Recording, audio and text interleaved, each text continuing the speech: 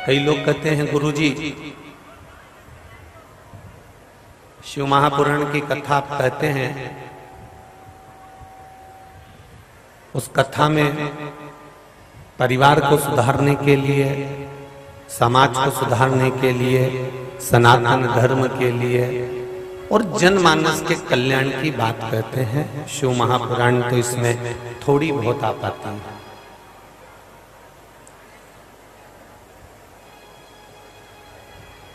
बहुत थोड़ी सी आई। शिव महापुराण को तो अपन छूते हुए, स्पर्श करते हुए और उसके चरणों को प्रणाम करते करते चलते हैं। कारण हम शंकर भगवान को जल चढ़ाना जानते हैं, हम शंकर भगवान को दूध चढ़ाना जानते हैं, हम शंकर भगवान को बेलपत्री चढ़ाना जानते हैं, हम शंकर भगवान की पूजन करना जानते हैं, पर हम ये नहीं जान पाते कि शिव में लीन होने के लिए, शंकर भगवान में समाहित होने के लिए शंकर भगवान की कौन सी अविरल भक्ति धारण करी जाए जिससे हम महादेव के हो जाएं और महादेव हमारा हो जाए। उस भक्ति को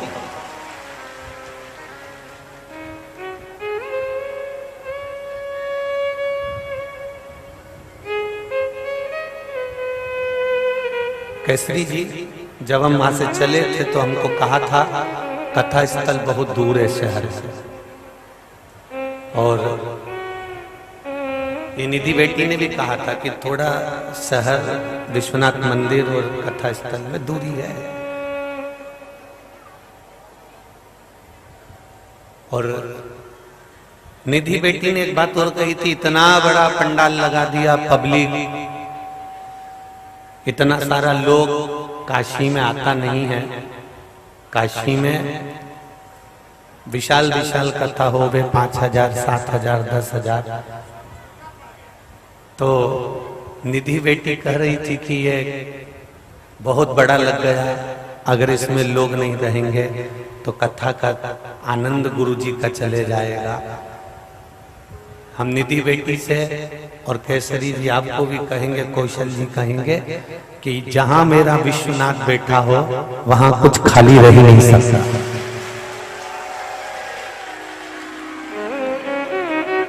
जहां विश्वनाथ बैठा हो वहां खाली नहीं रहेगा निधि बेटी, इसका ध्यान रखिएगा।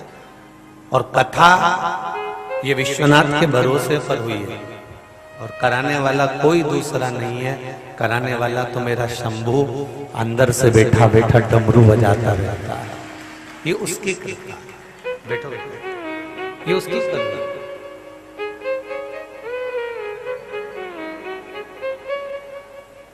बाचने वाला प्रदीप मिश्रा नहीं है, सुनने वाले आप नहीं हो और करवाने वाले कौशल जी नहीं है। करवाने वाला भी विश्वनाथ और सुनाने वाला भी विश्वनाथ और सुनने वाला भी विश्वनाथ।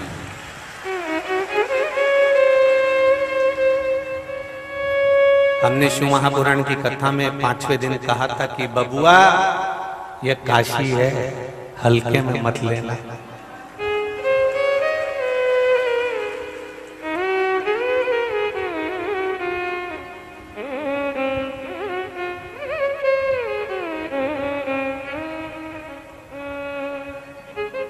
जो केवल भगवान को पाने के लिए आता है उसको कुछ नजर नहीं आता है। आप लोग तो काशी में निवास करते हैं, मैं आपको नमन करता हूं, प्रणाम करता हूं, दंडवत करता हूं आपके चरणों को। आप लोग तो देखते रहते होंगे कि लोग अपना विदेश छोड़कर, अंग्रेज अपना देश छोड़कर काशी की धरा पर एक एक, डेढ़ 2 महीने तक पड़े रहते हैं, घूमते रहते हैं, दर्शन करते रहते हैं, रिसर्च करते रहते हैं। कोई अपन जो निवास कर रहे हैं वो ट्रैफिक को देखकर थोड़ा सा डर जाएंगे, जो अपन निवास कर रहे हैं वो थोड़ी सी भीड़ देखकर डर जाएंगे, पर वो अंग्रेज जो विदेश से आए हुए हैं और भारत की भूमि पर काशी में दर्शन करने के लिए आए हैं, उनको ना तो ट्रैफिक से मतलब है, ना भीड़ से मतलब है, ना किसी चीज से मतलब है। वो अपनी मस्ती में केवल महादेव को खोजते हुए निकले चले जाते हैं कि महादेव कहाँ है।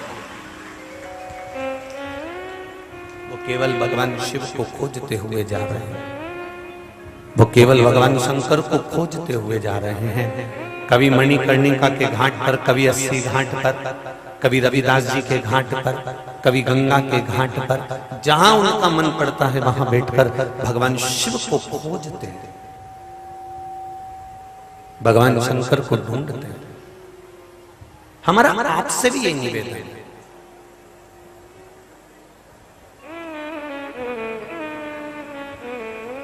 हमने संसार को बहुत ढूंढ लिया। वो कहते हैं ना कि देख लिया संसार हमने, देख लिया सब मतलब के यार हमने देख लिया। झूठे नाते झूठे रिश्ते, झूठे नाते झूठे रिश्ते, झूठा है संसार हमने देख लिया। एक तू ही आधार हमने देख लिया। संसार में कोई आधार नहीं है, केवल एक परमात्मा का भजन, केवल एक स्मरण, केवल एक कीर्तन, केवल एक मंत्र जाप, केवल एक भगवान की शरणागति।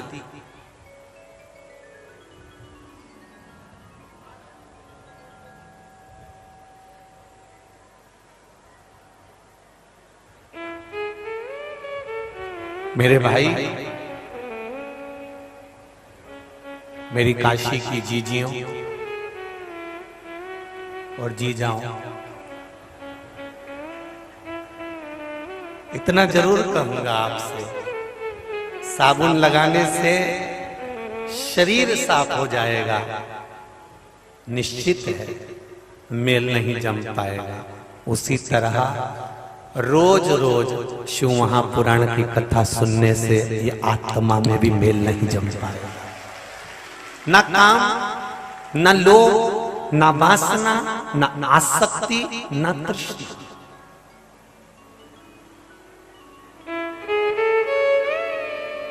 अरे कितनी अविरल भक्ति। कोई कह रहा था यहां पर लोग तप करने आते हैं, यहाँ लोग आराधना करने आते हैं, तपस्या करने आते हैं, बाबा होन बैठे रहते हैं, खूब तप करते हैं।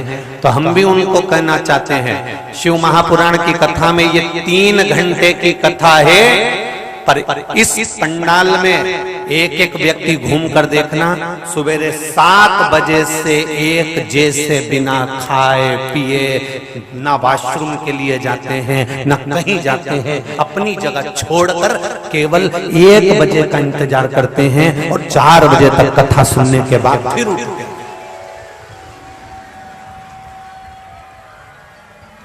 एक उनकी तप साधना और एक इनकी तप साधना। आप थोड़ी सी मुंडी पीछे घुमाकर, अपना मुख पीछे घुमाकर देखेंगे, साइड में घुमाकर देखेंगे, धूप में कड़कती हुई धूप, और ये भी इतनी भयंकर कठोर धूप कि लोग अंदर बैठे हैं तो उनको पसीना आ रहा है, और वो बाहर पूरे पंडाल के चारों तरफ घूमकर देखिए कि लोग ऐसी धूप में खड़े होकर कहीं बैठकर, जहां मौका मिल जा रहा है वहां बैठकर शिव महापुराण की कथा सुन रहे हैं। तो ये तो इनकी तप साधना, यही तो इनकी तप साधना का फल है, यही तो इनका सुख है।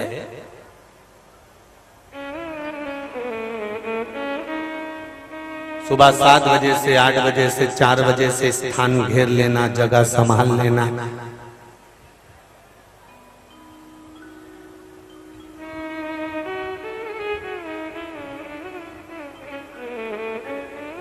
लाखों की संख्या में आपका आना, ये अविरल भक्ति है। और यही भक्ति मेरा देवाधिदेव महादेव देखता है। अरे भाई,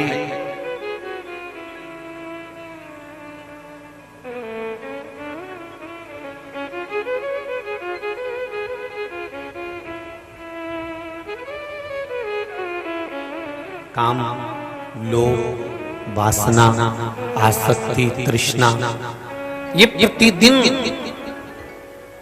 ऐसा कोई दिन नहीं जाएगा जिस दिन ये काम, जिस दिन ये लोभ, जिस दिन ये वासना, जिस दिन ये अहंकार, जिस दिन ये तृष्णा हमारे ऊपर आसक्त नहीं होगा। ऐसा कोई दिन नहीं जाता जिस दिन हमारे भीतर अहंकार नहीं आता। ऐसा कोई दिन नहीं जाता जिस दिन हमारे भीतर झूठ नहीं आता। ऐसा कोई दिन नहीं जाता जिस दिन हमारे भीतर अभिमान नहीं हो, अभिमत्ता नहीं हो, लोभ नहीं हो, तृष्णा नहीं हो, सब कुछ।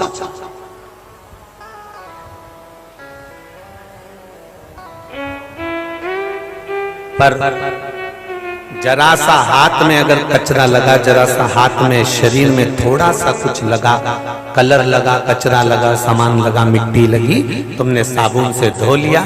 एक से बढ़कर एक साबुन आते हैं और उसमें सुगंध भी बहुत होती है और उसका रेपर भी अच्छे से अच्छा होता है। बस साबुन के रेपर से, साबुन के ऊपर जो कागज लगा रहता है उससे मेल साफ नहीं होगा। साबुन के ऊपर जो कपड़ा लगा रहता है, कागज लगा होता है, उससे पन्नी से मेल साफ नहीं होता। साबुन अकेला रगड़ लिया बिना पानी के तो भी मेल साफ नहीं होगा। साबुन का काम है कि पानी के साथ मिलकर वो मेल को साफ कर देता है। उसी तरह शिव महापुराण का काम है कि भक्ति के साथ में रगड़कर वो भीतर के मेल को साफ कर देता है। ये निश्चित था। जो लोग रात में सफर करते हैं वो पूरी रात ड्राइवर से बात करते हैं। बोलो री जी जी हाँ, सही है कि गलत है? और जितने भाई लोग बैठे हैं यहाँ पर वो बताओ, अगर तुमने कोई गाड़ी पर्सनल करी है, कोई 4 व्हीलर गाड़ी को लेकर जा रहे हो, अपनी गाड़ी कर लेकर जा रहे हो, अपनी गाड़ी को लेकर जा रहे हो, जो रात भर सफर करते हैं वो रात भर ड्राइवर से बात करते हैं। क्यों करते हो? हैं? तुम्हें शौक चला है क्या बात करने का? क्या तुमको नींद नहीं आ रही है? आ रही है, पर ड्राइवर से बात इसलिए कर रहे हो कि इसकी झपकी नहीं लग जाए, इसको नींद ना आ जाए। अगर ये सो गया तो हमें मंजिल तक, अरे बोलो तो जम के, नहीं पहुंचा सकता। इसलिए तुम ड्राइवर से रात भर बात करते हुए चलते हो। दुनिया के लोग रात में सफर करते हैं तो ड्राइवर से बात करते करते चलते हैं जिससे हम मंजिल तक पहुंच जाएं। उसी तरह शिव महापुराण की कथा कहती है जैसे रात को आप मंजिल पर पहुंचना है तो रात भर ड्राइवर से बात करते हो, तब जाकर उसको नींद नहीं आती और वो मंजिल तक पहुंच जाते हैं। उसी तरह शिव पुराण की कथा कहती है। शिव महापुराण की कथा केवल कथा नहीं है, इस कथा में हम और आप इसलिए बैठते हैं कि हम भी उस परमात्मा की मंजिल तक पहुंच जाएं। इसलिए चर्चा करते करते, स्मरण करते करते वहां तक पहुंचा जा सकता।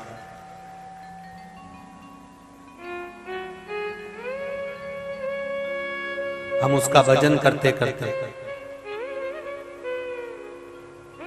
एक ड्राइवर तुम्हारे घर में है जो तुम्हें मंजिल तक पहुंचाएगा, मंजिल तक छोड़ेगा, और एक ड्राइवर मेरा देव अधिदेव महादेव है जो तुम्हें भव सागर से पार कर देगा। भव सागर से वो भी मंजिल तक पहुंचाएगा।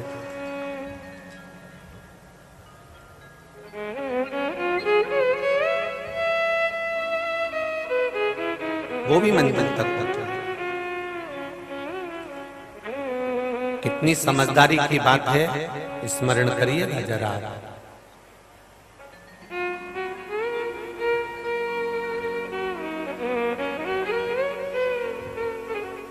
ऐसे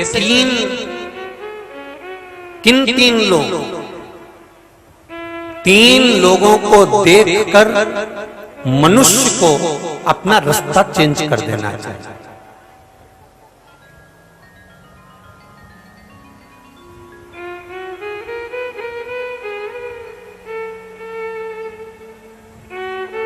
जब ये तीन सामने से आते दिख रहे हो तो अपना रास्ता बदल लो, चुपचाप से निकल लो। कौन तीन? तीन लोगों को देखकर अपना रास्ता बदल लेना चाहिए। काशी वालों जरा ध्यान लगाकर सुनिएगा। आस्था चैनल वाले जितने आस्था चैनल पर कथा सुन रहे हैं और जितने फेसबुक यूट्यूब पर कथा सुन रहे हैं और जितने इस विशाल मां गंगा के घाट पर कथा सुन रहे हैं, ध्यान लगाकर सुनना। तीन को देखकर अपना रास्ता बदल लेना चाहिए और चुपचाप से निकल जाना चाहिए। पहले नंबर पर सांप, दूसरे नंबर पर शेर, तीसरे नंबर पर शराबी।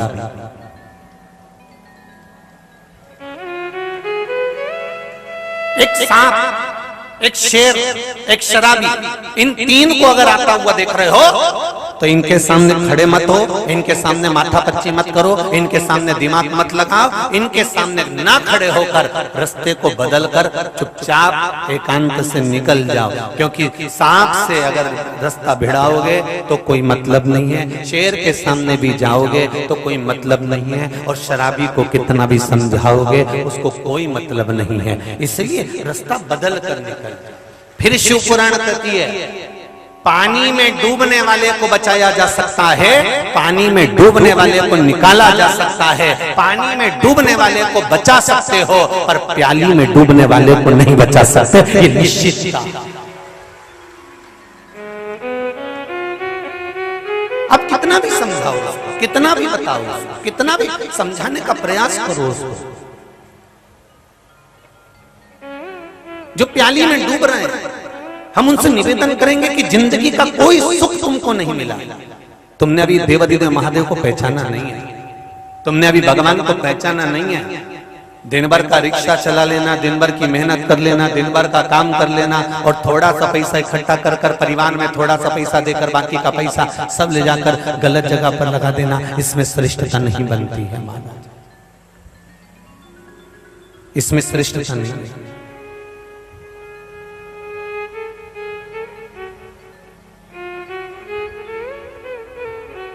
श्रेष्ठता इसमें नहीं है, श्रेष्ठता भगवत भजन में, भगवत स्मरण में।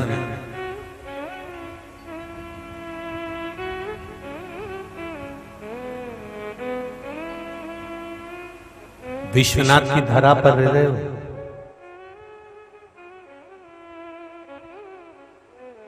थोड़ा सा ट्रैफिक में अगर जाम लग जाए तो रिक्शे वाला भी चिल्लाकर दौड़ने लगता है।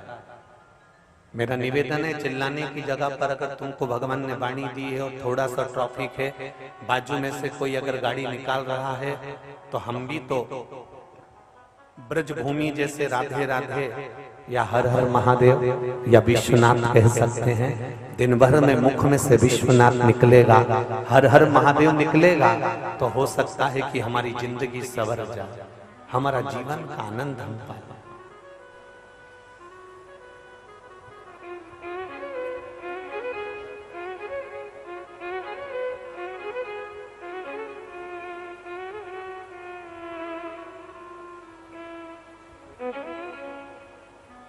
प्रतिदिन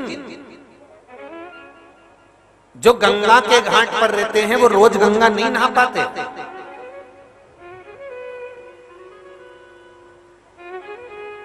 विश्वनाथ बाबा की धरा पर रहने के बाद भी रोज विश्वनाथ के मंदिर नहीं जा पाते।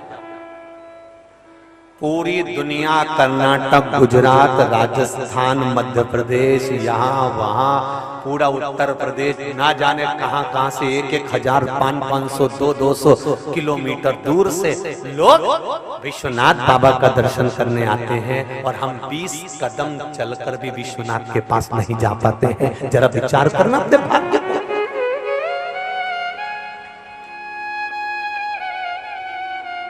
जरा विचार करिएगा अपने विचार को, अपने भाग्य को कि हम विश्वनाथ बाबा की धरा पर रह रहे हैं, काशी जैसी पुण्य धरा पर रह रहे हैं, उसके बाद भी हम दिन भर दुकान पर बैठते हैं, दिन भर नौकरी में लगे रहते हैं, दिन भर व्यापार में लगे रहते हैं, दिन भर कार्य में लगे रहते हैं और हम विश्वनाथ बाबा का दर्शन तक करने नहीं जा पाते, हम बाबा से विनती करने नहीं जा पाते। सारी दुनिया के लोग इस विश्वनाथ बाबा की पावन धरा पर काशी में आते हैं और हम काशी में रहने के बाद भी कई लोग ऐसे हैं जो भगवान के मंदिर तक नहीं जा पाते। सावन में पूरी दूर दूर से लोग कांवड़ लेकर आते हैं और हम केवल उनका दर्शन कर लेते हैं, हम भगवान के मंदिर तक नहीं जा पाते। क्यों? किस लिए?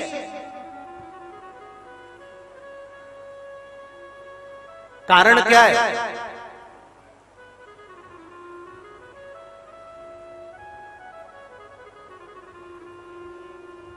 कारण क्या? हम सब दूर जा रहे हैं, पर विश्वनाथ बाबा की धरा तक, विश्वनाथ बाबा के चरणों तक नहीं पहुंच पा रहे। क्यों? क्योंकि हो सकता है कि हम भले बाबा की नगरी में रह रहे हैं, परंतु हो सकता है हमारे कुछ पाप कर्म बढ़ गए हों। तो बाबा ने कहा, मैं तेरा मुख नहीं देखूं, तू मेरे सामने मत आ। सारी दुनिया के लोग आए और अपन ना पहुंच पाए, तो अपने में दोष देखो, अपने भीतर दोष देखो कि हम भगवान की भजन क्यों नहीं कर पा रहे, हम भगवान का स्मरण क्यों नहीं कर पा रहे, हम भगवान का दर्शन क्यों नहीं कर पा रहे, हम विश्वनाथ बाबा की चौखट तक, उसके चरणों तक क्यों नहीं पहुंच पा रहे।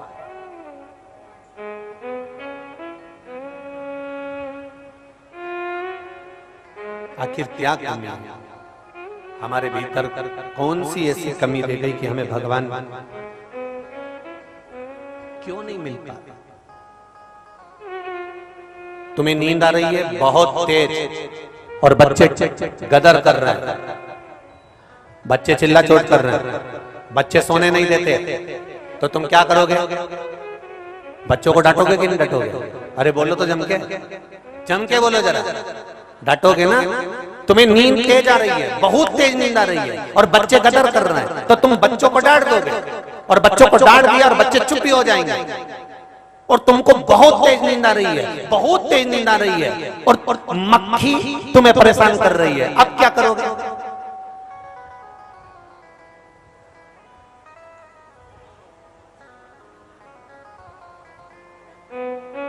गुन करती है, गुन करती है, गुन करती है। जरा विचार करिए, बच्चे गदर करेंगे, तुम्हें नींद आ रही है, बच्चे गदर करेंगे तो तुम बच्चों को डांट सकते हो, पर मक्खी, तुम्हें नींद आ रही है, बहुत तेज आ रही है, और मक्खी तुम्हारे मुख पर बार बार आकर बैठ रही है, मक्खी बार बार तुम्हारे पास में आ रही है, तो तुम क्या मक्खी को डांटोगे? क्या करोगे? जम के बोलो जरा।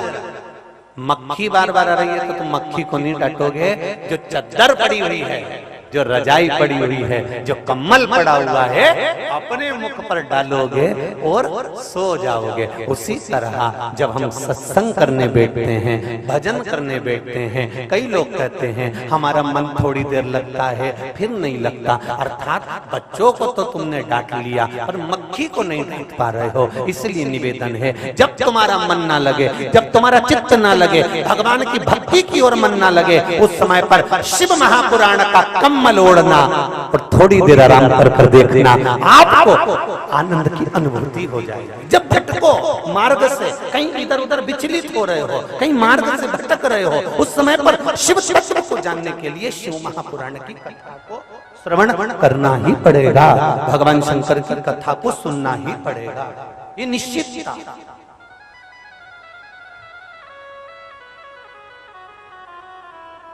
सब मतलब के यार हमने देख लिया, झूठे नाते झूठे रिश्ते, झूठे नाते झूठे रिश्ते, अरे झूठा है संसार हमने देख लिया, सब मतलब के यार हमने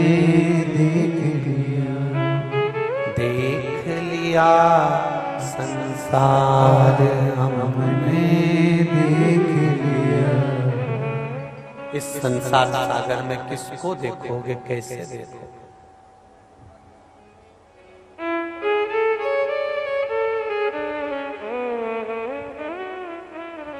कल कथा में एक बात थी, स्मरण में रहे आपकी, कि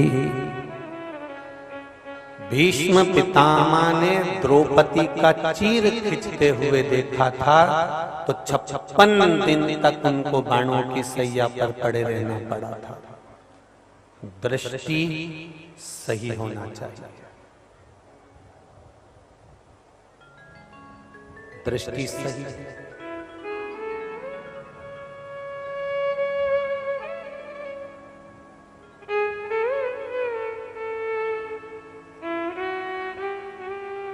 हमारी दृष्टि जहां गड़बड़ हो जाती है वहां फिर भगवान के मिलन का कोई सुख नहीं होता।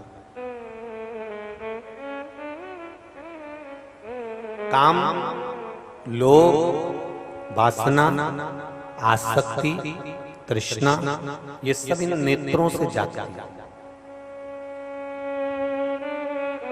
अजामिल की कथा कहती है पूरा जीवन उसने भगवान के भजन में निकाल दिया। अजामिल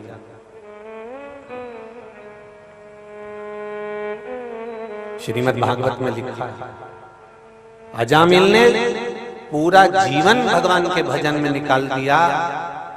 एक गड़बड़ी हो गई कि एक वैश्या के घर के सामने से निकल गया और वैश्या की सुंदरता पर लोभित हो गया। अब जरा विचार करिए, जिसने पूरी जिंदगी भजन किया, जिसने पूरा जीवन स्मरण किया, जिसने पूरा जीवन भगवत भजन में लगा दिया, जिसने पूरी जिंदगी बचपन भजन में गया, उसका पूरा बचपन भगवान की भक्ति में चले गया, केवल जवानी की दहलीज पर चरण रखा था, युवान अवस्था में पांव रखा था और सत्संग में डूबा हुआ था, भजन में डूबा हुआ था, तप साधना में डूबा हुआ था।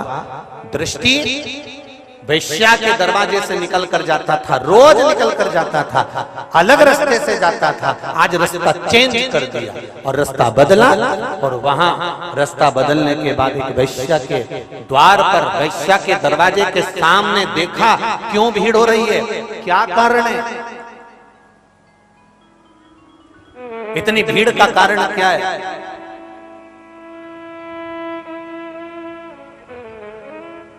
किस लिए इतनी भीड़ हो रही है, वो देखने के लिए रुका, और रुका तो उसने देखा कि यहाँ तो एक बड़ी सुंदर नारी रहती है, बड़ी सुंदर, इतनी सुंदर, और उसको अब मन में आने लगा। वो रोज तपस्या करने बैठता, रोज भजन करने बैठता, रोज उस नारी को देखकर जाता, तो उसके मन में उस नारी के प्रति प्रेम बढ़ गया, आसक्ति बढ़ गई, काम बढ़ गया।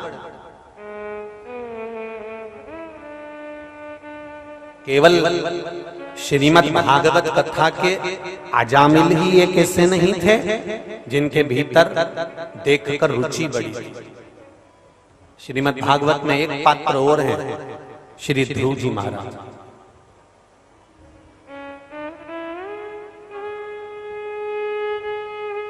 श्रीमद् भागवत कथा में एक पात्र और है, श्री ध्रुव जी महाराज। इनके पूर्व जन्म की अगर कथा निकाली जाए, इनके पूर्व जन्म को अगर देखा जाए कि ध्रुव जी पूर्व जन्म में कौन थे। एक ब्राह्मण के घर में एक बालक का जन्म हुआ, और वो ब्राह्मण का बालक तप साधना में डूब गया, तपस्या में डूब गया, ऐसी तप साधना करी, ऐसा तपस्वी बन गया।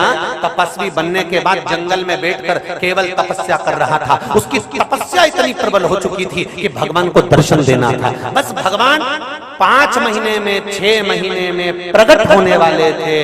इतने में तो क्या हुआ कि जिस वन में वो बैठकर तपस्या कर रहा था, उसी वन में नगर का राजा, राजा का पुत्र युवराज उस नगर में, उस जंगल में आया, और जंगल में अपनी कुटिया बनाकर, एक झोपड़ा बनाकर उस जंगल में मृगा करने के लिए वहां रहने लगा। वहां उसके साथ में राजसी ठाठ था, पूरा आनंद था, और इतने में इसके नेत्र खुल गए। नेत्र खुलकर तपस्वी ने देखा कि कोई यहाँ रह रहा है, पता करा तो युवराज है। उसके पास में सारा ठाठ था, सारा वैभव था। उस ब्राह्मण के बालक के मन में आया, बताओ कितना वैभव, कितना ठाठ है, कितना आनंद है, मैं तपस्या में लगा हूं, ये राजा का बेटा युवराज है। और उसके मन में आ गया तपस्या करते करते कि एक बार मैं भी युवराज बनकर ये सारा सुख भोगना चाहता हूं, एक बार मैं भी युवराज बनकर ये सारा सुख भोगना चाहता हूं। बस उसके मन में तपस्या करते करते, साधना करते करते, आराधना करते करते ये भाव प्रकट हो गया कि मुझे एक बार ऐसा युवराज पद मिलना चाहिए। और बस तपस्या भंग हो गई और उसका अगला जन्म ध्रुव के रूप में हो गया। बाल्यावस्था में ही भगवान ने उसको दर्शन दे दिया। बाल्यावस्था में ही भगवान ने उसको दर्शन दिया। क्यों? क्योंकि उसकी तपस्या का मूल प्रारंभ समाप्ति पर था।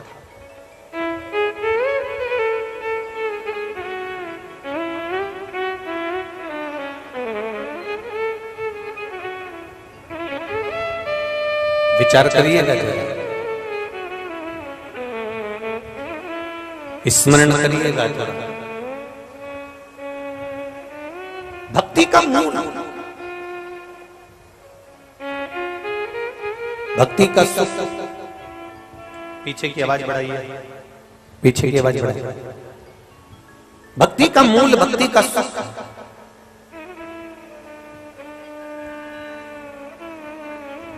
पीछे की आवाज बढ़ाइए। भक्ति का जो मूल है, भक्ति का जो सुख है, वो आनंद है। महाराज शिव तत्व कह रहा है, भगवान शंकर की कथा कह रही है। तपस्या करते करते, तप करते करते अजामिल का ध्यान वैश्या में चले गया। अजामिल का स्मरण वैश्या में पहुंच गया। तपस्वी तप करते करते उसका ध्यान राजा के पुत्र में चले गया और तपस्या भंग हो गई। तप भंग।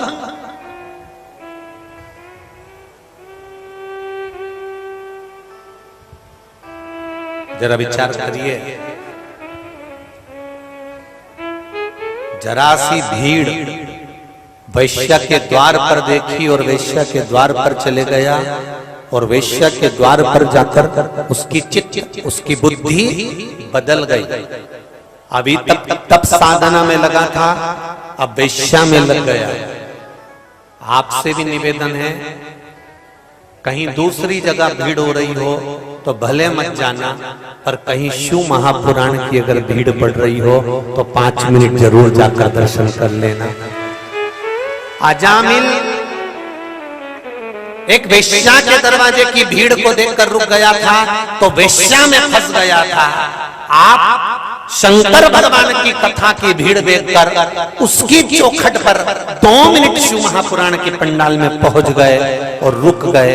जब अजामिल वेश्या में फंस सकता है तो ये मेरा विश्वास कहता है कि आप शिव में फंस सकते हो, ये निश्चित है।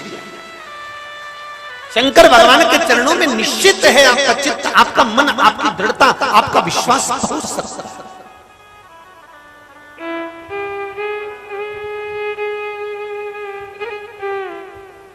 एक पत्र आया, ये हमने ज्यादा पत्र तो पढ़े नहीं क्योंकि आज ट्रैफिक में फंस गए थे, तो आने में थोड़ा सा देरी हो गया, तो पत्र नहीं पढ़ पाए। पर जो पत्र 3 एक पढ़े हैं, बाकी के सब याद रखते हैं।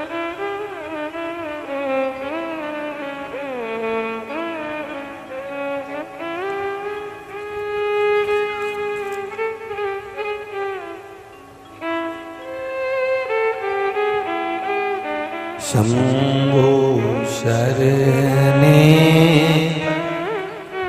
मांगू घड़ी दुख काटो, दया करी न दर्शन आपो। शंभो शरण वर्णन है। मेरा नाम अनारा देवी, मैं वाराणसी की रहने वाली हूँ। कहीं बैठी हूँ तो दोनों हाथ अवश्य हिलाइएगा। अनारा देवी वाराणसी से है, कहीं बैठी हो तो हाथ हिलाइएगा दोनों।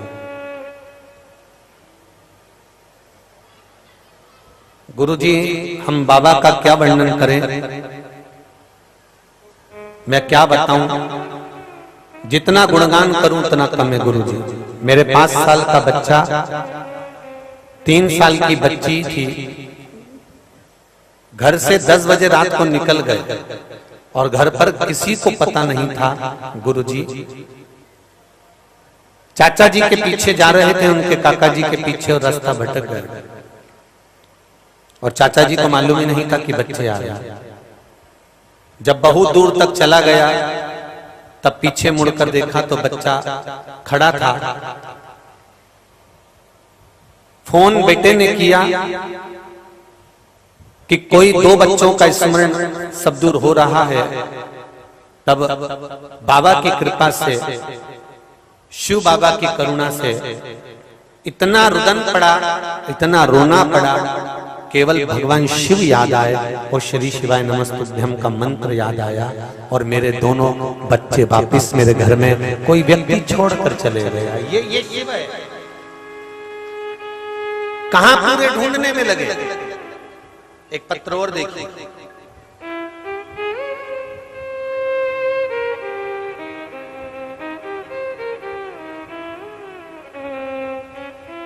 एलईडी चालू करिए, पीछे की एलईडियां चालू करिए। पीछे जितनी भी एलईडी लगी हैं कुछ बंद हैं, चालू करिए।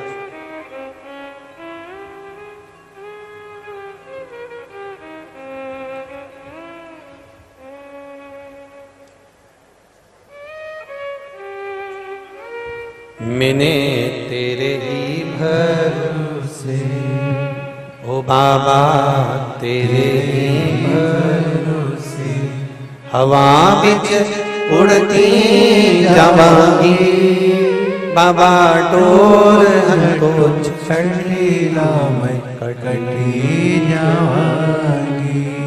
श्रीमती वीणा देवी बिहार गया शेर घाटी से आई हैं, कहीं बैठी हो तो हाथ हिलाइएगा। श्रीमती वीणा देवी बिहार गया शेर घाटी से आई हूँ। बाबा मेरे पास कोई शब्द नहीं, आपको धन्यवाद करने आई हूँ। मेरे भोले तेरा सहारा है, मेरी नैया का तू ही किनारा है। मैं और मेरे परिवार 2021 से रोज आस्था चैनल पर कथा सुन रहे हैं। मेरा बेटा 2014 से परीक्षा दे रहा था पर उसका प्रमोशन नहीं हो रहा था। फिर मैंने पशुपति व्रत करना शुरू किया। जैसे ही मेरा दूसरा व्रत पूर्ण हुआ, बाबा की ऐसी कृपा हुई कि दिन में मेरे बेटे का प्रमोशन का लेटर आ गया और मेरे बेटे का प्रमोशन हो गया। ये शिव है। औ घड़ी शंकर,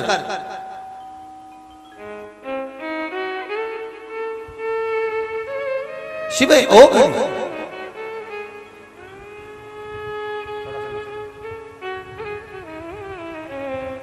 और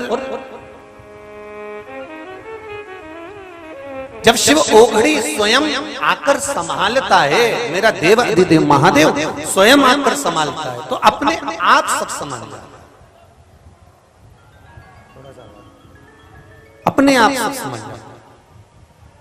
आप केवल शिव भक्ति में रमो, शंकर का स्मरण करो, सारी समस्या का हल। एक लोटा जल आप शिव जी को समर्पित कर रहे हैं, भगवान शंकर को चढ़ा रहे हैं, निश्चितता है कि आपको उसका सुख, उसका आनंद प्राप्त होगा। ये निश्चित है।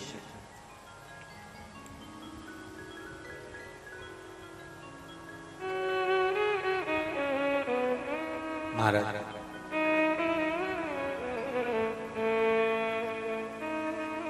शिव कथा कह रही है, अजामिल ने वैश्या के स्वरूप को देखकर उससे विवाह करने की मन में ठान ली थी। उसी तरह जिस दिन हमारा देवाधिदेव महादेव में ये चित्त चले जाए, ये मन चले जाए, ये बुद्धि चले जाए, प्रयास करना कि हम देवाधिदेव महादेव के हो जाएं और महादेव हमारा हो जाए। फिर कोई बीच में पर्दा नहीं होना चाहिए। कुछ भगवान शिव से प्रार्थना, ये जीवन के सारे दुख काटकर आपके चरणों की भक्ति प्रदान कर, आपके चरणों का स्मरण प्रदान कर, और आपके चरणों की जब तक भक्ति नहीं मिलेगी तब तक जीवन का कोई सुख प्राप्त होना कठिन। बहुत कठिन है महाराज शिव चरणारविंद की भक्ति।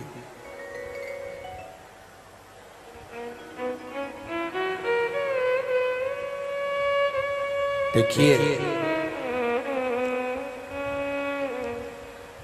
विदल और उत्पल, ये दो असुर ऐसे हैं कि जिन्होंने माता पार्वती जी की सुंदरता देखकर उनकी ओर आसक्त हो गए। ये उनकी ओर आसक्त हो गए।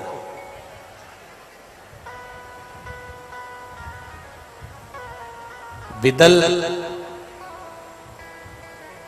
और उत्पल माता जगतजननी जगदम्बा का स्वरूप देखकर उनकी ओर आसक्त हो रहे। एक बात का स्मरण अपनी जिंदगी में रहे,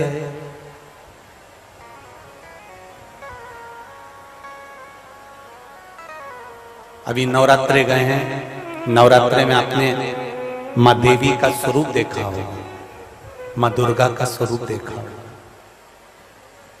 माँ भवानी का स्वरूप देखा होगा। काशी में देवी जी बैठती हैं, कहीं कहीं यहाँ बैठती हैं, तो आपने माता रानी का स्वरूप देखा होगा, कितनी सुंदर है। हमारे यहाँ के शास्त्र तो यहाँ तक कहते हैं कि तेरी प्रतिमा इतनी सुंदर, तू कितना सुंदर होगा। जरा विचार करिएगा, जगत जननी माँ इतनी सुंदर है, इतनी सुंदर है। शिव महापुराण की कथा कहती है कि माता का जो स्वरूप है, माता का जो स्वरूप है, ये स्वरूप घर की जो माँ होती हैं, माता होती हैं, इनका स्वरूप जो होता है, ना जाने कितने कितने जीव, जैसे विदल, उत्पल, या असुर हैं, राक्षस हैं। ये विदल और उत्पल जब माता की ओर देखकर आसक्त हुए, तब मां जगत जननी ने भगवान शिव की ओर स्मरण कर कर कंदुक का प्रहार कर कर इनका संहार कर दिया।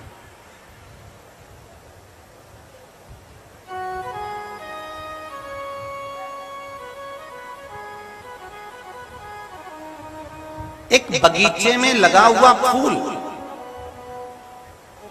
एक बगीचे में लगा हुआ, गार्डन में लगा हुआ पुष्प, देखो, सुगंध लो, नैनों को सुख पहुंचा, पर उस पुष्प को तोड़कर कुचलना नहीं है, फेंकना नहीं है। पुष्प की सुंदरता है कि वो भगवान की शरणागति में जाए, भगवान के चरणों में जाए। पुष्प की सुंदरता है कि वो भगवान की शरणागति में पहुंच जाए। उसी तरह भगवान अगर सुंदरता देता है तो इसलिए नहीं देता कि हमारे भीतर अभिमान प्रकट हो या अहंकार प्रकट हो। भगवान सुंदरता देता है तो इसलिए देता है कि आप लोगों को प्रेरणा दे सको कि हम भले सुंदर हैं, पर हम शिव की आराधना में, राम की आराधना में, कृष्ण की आराधना में डूबे हुए हैं। क्योंकि इस काया से हमें कोई मतलब नहीं, हमें शिव से, हमें शंकर से मतलब, हमें राम और कृष्ण से मतलब।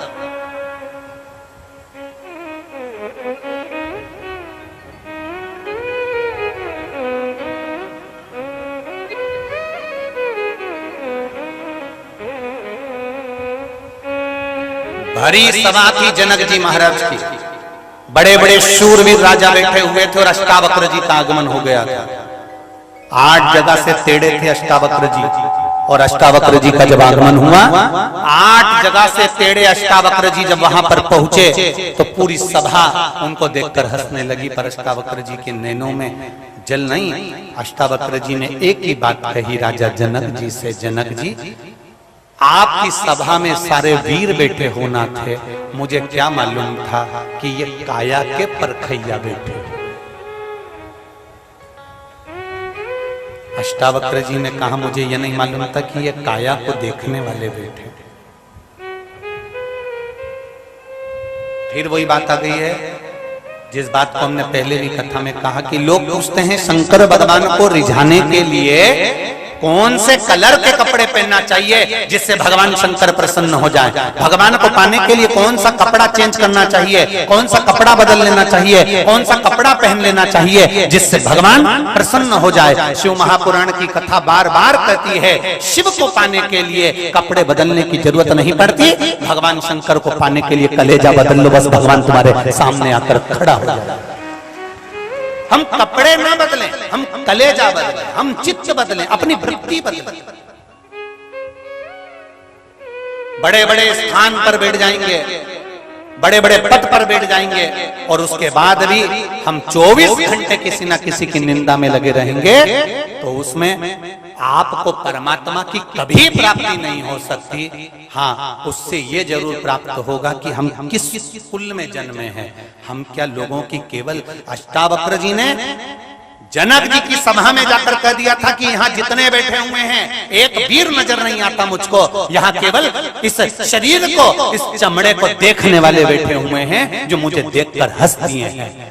अगर वीर बैठे होते तो वीरता की बात करते, ज्ञानी बैठे होते तो ज्ञानी की बात करते, पर ये तो चमड़े को देखने वाले बैठे हुए हैं, इसलिए इनके सामने मेरा आना जरूरी नहीं। जनक जी को कहा, जनक जी आशीर्वाद देता हूं, और अष्टावक्र जी निकल कर चले गए। आप क्या देख रहे हो? एक संत को संसार में क्या देखना चाहिए? एक साधु को संसार में क्या देखना चाहिए? एक तपस्वी को संसार में क्या देखना चाहिए? एक अच्छे स्थान पर बैठने वाले को संसार में क्या देखना चाहिए? और एक घर में रहने वाले को संसार में क्या देखना चाहिए? कभी अच्छे से रामचरितमानस का स्मरण करिए, कभी अच्छे से श्रीमद् भागवत का, कूर्म पुराण का, नारद पुराण का, विष्णु पुराण का स्मरण करिएगा कि एक संत, साधु, सन्यासी, तपस्वी, साधक, उपासक क्या देखे। एक बड़ा सुंदर चरित्र आता है, एक संत रहते थे, उन संत के सामने थोड़े दिन बाद संत के सामने एक वैश्या ने अपना मकान बना लिया, वैश्या ने अपना घर बना लिया। संत ने जाकर उससे कहा तुम यहाँ घर नहीं बना सकती। वैश्या ने कहा क्यों? यहाँ किसी की जागीर है जो नहीं बना सकती? मेरा मन, मैं यहीं रहूंगी, तुम्हें जाना है जहाँ चले जाओ। संत अपना जगह छोड़कर नहीं गया, वैश्या ने अपना मकान बना लिया। संत बस माला लेकर तप में डूबा रहता, भजन करता रहता, स्मरण में डूबा रहता। कितने लोग उस वेश्या के यहाँ आते, संत ने विचार करा जरा मैं भी तो अंदाजा लगाऊं कि कितने लोग आते हैं। उसने फूल रख लिया, फूल की एक एक पंखड़ी को तोड़ तोड़ के रखता जाता। एक आया, दो आया, तीन आया, चार आया, पांच आया, 6 आया, और संत ने फूल का ढेर लगा लिया, फूल का ढेर। आज वेश्या निकल कर जा रही थी, उस वेश्या ने पूछ लिया गुरुदेव जब मैं पहली बार यहाँ आई थी एक फूल नहीं था यहाँ पर, इतने फूलों का ढेर कैसे लग गया कि आप दब गए? संत कहते हैं वैश्या तेरे यहाँ पर कितने लोग आए, उतने लोगों की पंखड़ी का मैंने ढेर लगाया है, जरा विचार कर। वैश्या ने संत से कहा गुरुदेव आपने मेरे यहाँ आने वालों की गिनती लगाई, अगर वही गिनती आप नारायण को पाने के लिए लगा लेते तो परमात्मा मिल जाता। संत, साधु, सन्यासी, तपस्वी, साधक, उपासक, ऊंचे ऊंचे पद पर बैठने वालों को कौन क्या कर रहा है उससे मतलब नहीं होना चाहिए। हमें राम कैसे मिले, हमें कृष्ण कैसे मिले, हमें शिव कैसे मिले, हमें भगवान की भक्ति कैसे प्राप्त हो, वो देखना चाहिए। रामचरितमानस कहती है घर में रहने वाले को क्या देखना चाहिए? घर में रहने वाले को अगर उसकी अर्धांगिनी उसके साथ में निवास कर रही है तो पर नारी अगर उसको दिखती है तो उसको माता के तुल्य देखना चाहिए। छोटी कन्या दिखे तो बेटी के तुल्य देखना चाहिए, बुजुर्ग माता दिखे तो दादी और नानी के तुल्य देखना चाहिए, भाई दिखे, कोई पुरुष दिखे तो उसको भाई के तुल्य देखना चाहिए, कोई छोटा बेटा दिखे पुत्र के समान देखना चाहिए। एक गृहस्थाश्रम में रहने वाला व्यक्ति अपनी बुद्धि को, अपने चित्त को संवारने की चेष्टा करे।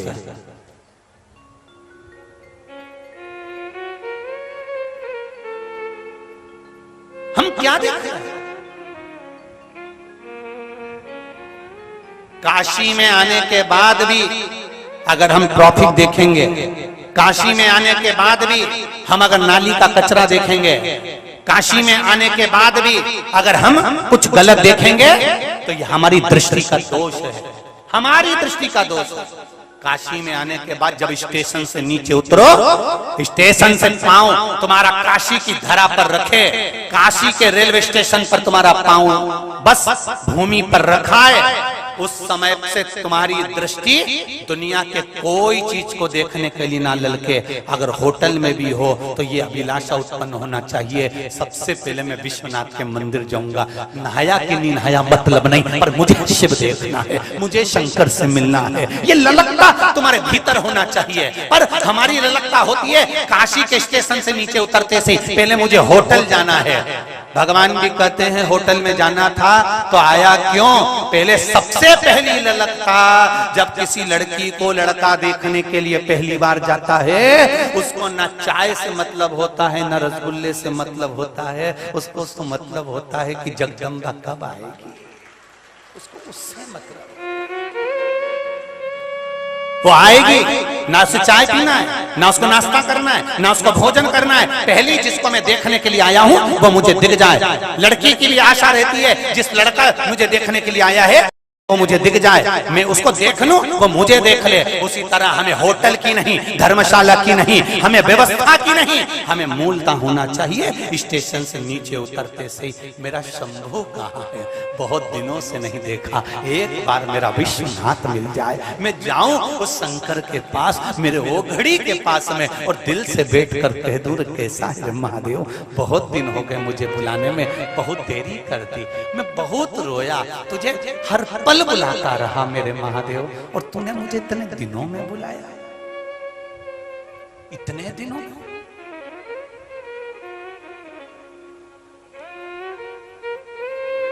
जब महादेव की पूजन सतुआ बाबा करा रहे थे तब हमारी भी आंख में जल भरा हुआ था। बाबा इतने साल से रोज भजन गा रहा हूं कि ओ काशी के भोलेनाथ मने थारी, अरे बोलो जम के बोलो, याद सतावे। और इतने समय के बाद तेरी याद सताई। बीच में जब कथा पक्की हो गई, फिर बाद में मालूम पड़ा कि कथा कैंसिल हो गई। मंदसौर में हमने किसी से नहीं कहा, हमने पशुपतिनाथ के पास जाकर कहा, रे बाबा हम में कौन सी कमी रह गई जो एक बार आपका दर्शन नहीं हो पाया, कथा हो ना हो पर तू एक बार तो दर्शन, कमी क्या रह गई रे मैं बाबा। और बाबा विश्वनाथ विश्वनाथ है, उसने वहां से इशारा करा, बाबा ने यहाँ कथा करवाई। आज 6वां दिन हो जाएगा, कल 7वां हो जाएगा। जितने गंगा के घाट पर ये विश्वनाथ की कथा का जो आनंद चल रहा था, ये मेरा विश्वास कहता है खुशियों से अभी तक तुम्हारी झोली भरी थी, अब बेग भक्त कर लेकर जाओगे, निश्चित है, निश्चित है। जो रह गया वो बाद में पछताएगा जरूर, ये भी निश्चित है। जो रह गया, एक पत्र एक फौजी ने लिखा है, उसने अपनी फौजी का लेटर भी लगाया है जो सरकार का होता है। मैं फौजी हूं, संजय मेरा नाम है, कहीं बैठे हो तो हाथ हिलाइएगा, आप ही हैं। मैं फौजी हूं, 24 साल देश की सेवा करी है। 2018 में 31 दिसंबर को मैं रिटायर हुआ हूं। सर्च ऑपरेशन के दौरान ड्यूटी पे मेरा पहाड़ से पांव फिसल गया और हम बहुत दूर तक हम नीचे गिरते गिरते गए, मेरा पांव टूट गया, मेरा दाहिना पैर टूट गया और मैं पूर्ण रूप से चल नहीं पा रहा था, लाचार था। उसी दौरान मेरा रिटायरमेंट भी हो गया। बाद में मैं घर आ गया। घर पर आकर पहली बार टीवी खोली और आपकी कथा मिली, आपने एक शिव जी को जल चढ़ाने का वर्णन किया। मैंने बाबा पर विश्वास रखकर एक लोटा जल चढ़ाना प्रारंभ किया।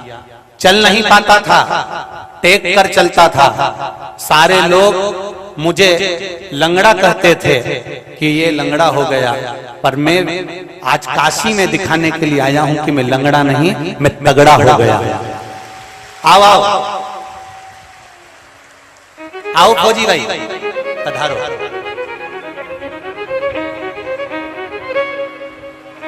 मेरे शिव ने मेरा पैर वापिस कर दिया। जो सीधा पैर मेरा पूरा टूट चुका था, आज उस पैर से मैं 5 किलोमीटर चल सकता हूं। मेरे ये कागज भी हैं और मेरा ये पत्र भी है। आज बाबा ने मुझे मौका दिया। मैं आमंत्रित करता हूं फौजी भाई को कि आए। ये देखो, सीधा पैर टूटा हुआ था, ये शिव कृपा है, ये ओघड़ी की कृपा है।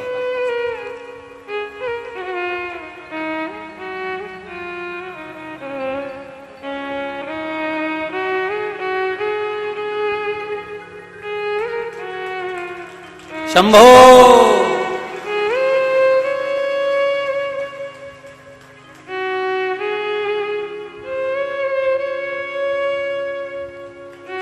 जोरदार ताली बजाकर स्वागत करें। 24 साल देश की सेवा कर 2018 में 31 दिसंबर को रिटायरमेंट हुए हैं और पांव में तकलीफ हो भी गई थी। उसके बाद भी बाबा ने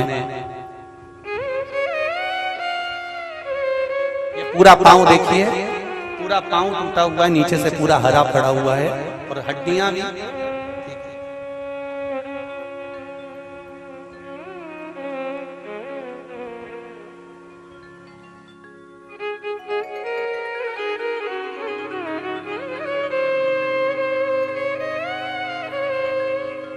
यही काशी के निवासी हैं। एक बार जोरदार ताली बजाओ काशी वालों। हमें गौरव है फौजी भाई।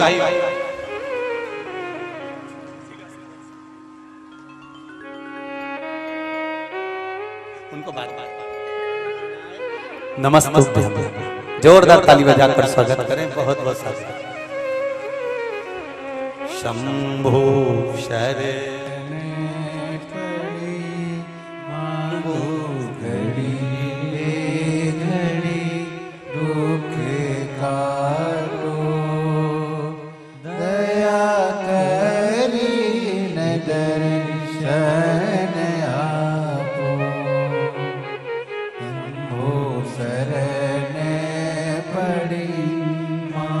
फौजी भाई का कहना है पहली बार कथा मेरी धर्मपत्नी ने सुनवाई थी और इन्हीं ने मुझे कथा सुनने की प्रेरणा दी थी और आज मेरा पांव इन्हीं के बल पर बाबा की भक्ति से ठीक हुआ है।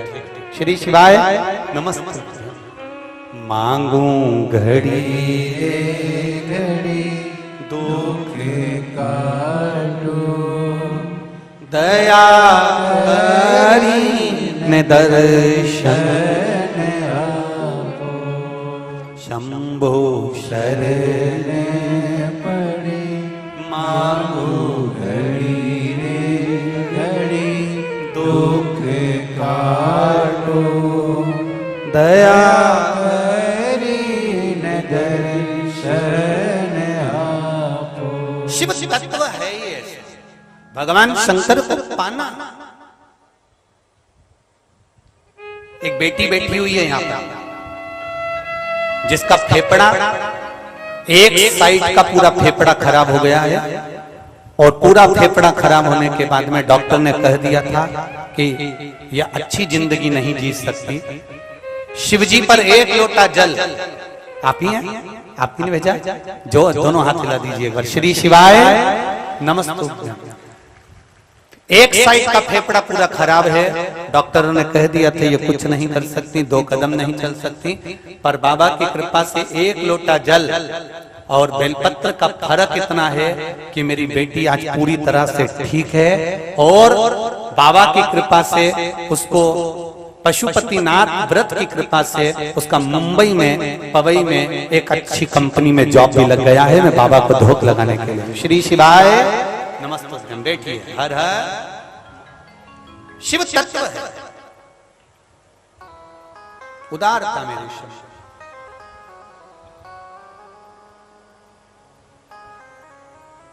भगवान शिव ओघड़दानी त्रिकालदर्शी कैलाशी अविनाशी जब कृपा करते हैं, एक संत, एक साधु, एक सन्यासी, एक तपस्वी, एक साधक, एक उपासक, एक साधु, एक तपस्वी, एक साधक, एक उपासक, एक संत, एक महात्मा का जीवन क्या होना चाहिए, उसका लक्ष्य क्या होना चाहिए। निंदा नहीं, बुराई नहीं, चुगली नहीं, अपशब्द नहीं। उसके लिए एक ही होना चाहिए कि मुझे भगवान कैसे मिलेगा, मेरा शंभु, मेरा राम, मेरा कृष्ण कैसे मिलेगा। और एक गृहस्थी का जीवन में उसका लक्ष्य होना चाहिए, किसी में गलत ना देखते हुए, अगर घर में, परिवार में या पास पड़ोस में भी कोई छोटी बेटियां हैं तो वो हमारी बेटियां हों, और कोई नारी भले सुंदर नजर आए पर उसमें माता का स्वरूप, मेरी जगत जननी अम्बे का स्वरूप नजर आए। वो मातृत्व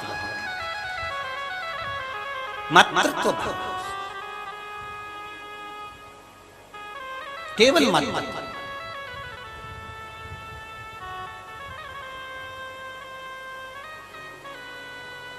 एक बात अपने ध्यान में रखिएगा,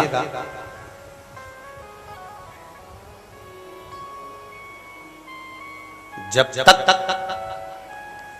हम दूसरों से ईर्ष्या करते रहेंगे तब तक हमारी उन्नति नहीं हो सकती।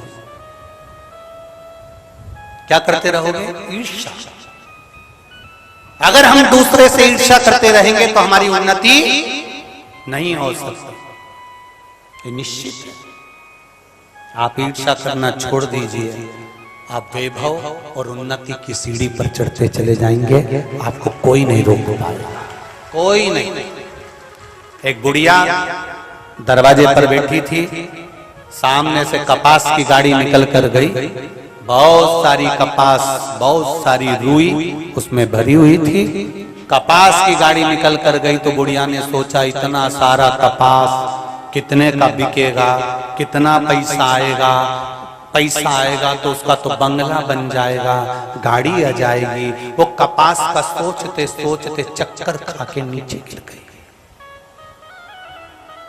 कपास दूसरे की, गाड़ी दूसरे की, और चक्कर खा के बुढ़िया गिर गई। बेटे उसको उठाकर अंदर ले गए, पानी का छींटा दिया, नहीं उठी। डॉक्टर को बुलाया, डॉक्टर ने उसका इलाज करना चालू करा, नहीं उठी। पूरे मोहल्ले में खबर हो गई, सामने वाली बूढ़ी मां नीचे गिर गई। सामने एक अम्मा रहती थी बूढ़ी, वो इसकी बेस्ट फ्रेंड थी, पूरी अच्छी फ्रेंड। उसको मालूम पड़ा कि मेरी सहेली चक्कर खा के नीचे गिर गई। वो तुरंत दौड़ के आई और आते से पूछा, क्या हुआ तुम्हारी मम्मी को, ये जीजी को क्या हो गया? कि बाहर बैठी थी, बस कपास की गाड़ी निकल के गई थी, उस गाड़ी को देखा और चक्कर खा के नीचे गिर गई। डॉक्टर भी कुछ जवाब नहीं दे रहा, हमने पानी दे दिया, सब कर दिया, पर उठ नहीं रही। कपास की गाड़ी गई थी। हाँ, सामने वाली काकी दौड़कर बाहर गई और बाहर से अंदर आई और आते से बोली, अरे जीजी उठ, तेरे सामने से जो कपास की गाड़ी गई थी ना, उसमें आग लग गई। जीजी उठ के बैठ गई तुरंत।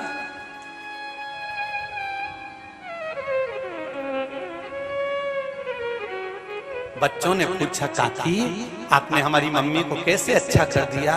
कुछ नहीं बेटा, कुछ नहीं करा।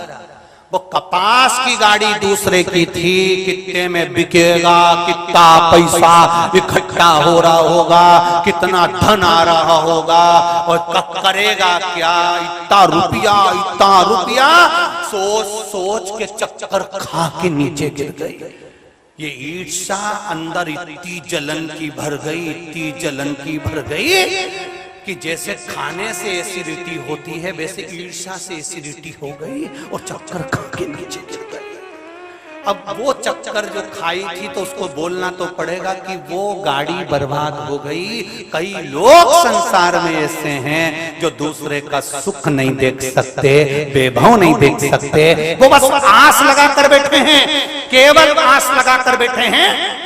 जैसे एक कौवा आस लगा कर बैठा होता है कि कब कुत्ता मरे और छींतड़ा नोचा जाए, ऐसे कई बैठे हैं तुम्हारे लिए आस लगाकर कि ये थोड़ा सा बड़ा अब कब गिरेगा, और हम तैयारी करके बैठे हैं कि हमको इसको कैसे नोचना, हमें कैसे इसको चीथड़े निकालना, इतना कैसे कमा रहे हैं, इतना कैसे आ रहा है, इतना वैभव कैसे बन रहा है, ऐसा कैसे बन गया, इतना धन कैसे आ गया। ये सब नोचना है, केवल नोचना है और कुछ नहीं। ईर्ष्या, शिव महापुराण की कथा कह रही, आग लगे बस्ती में, जम के बोलो जरा, अपन रहो मस्ती में। 3 सूत्रों का स्मरण करना, सारी समस्या का हल। और दूसरा, आग लगे बस्ती में अपन रहो, क्या किसको रोइए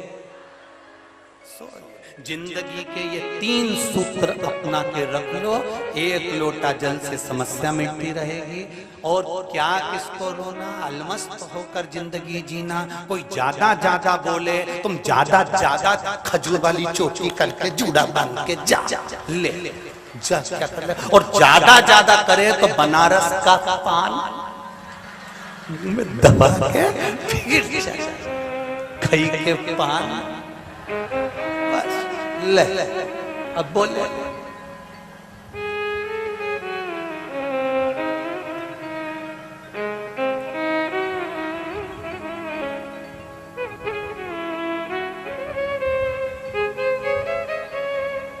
जितनी मस्त की जिंदगी जी सकते हो, अलमस्त।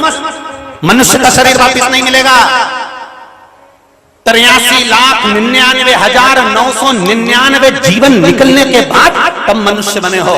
इसको ऐसे ही मत गवा देना कि केवल खाया पिया एंजॉय, नहीं, खूब एंजॉय की जिंदगी जियो, खूब अच्छा खाओ, अच्छे से रहो, फुल जिंदगी एंजॉयमेंट जियो।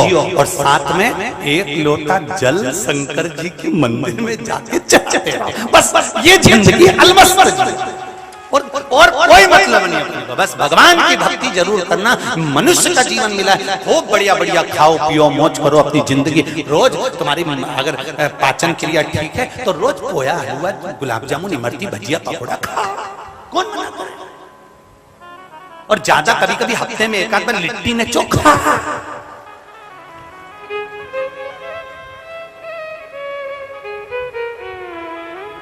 जो खाए लिट्टी चोखा वो कभी ना खाए धोखा। ऐसा है लिट्टी और चोखा।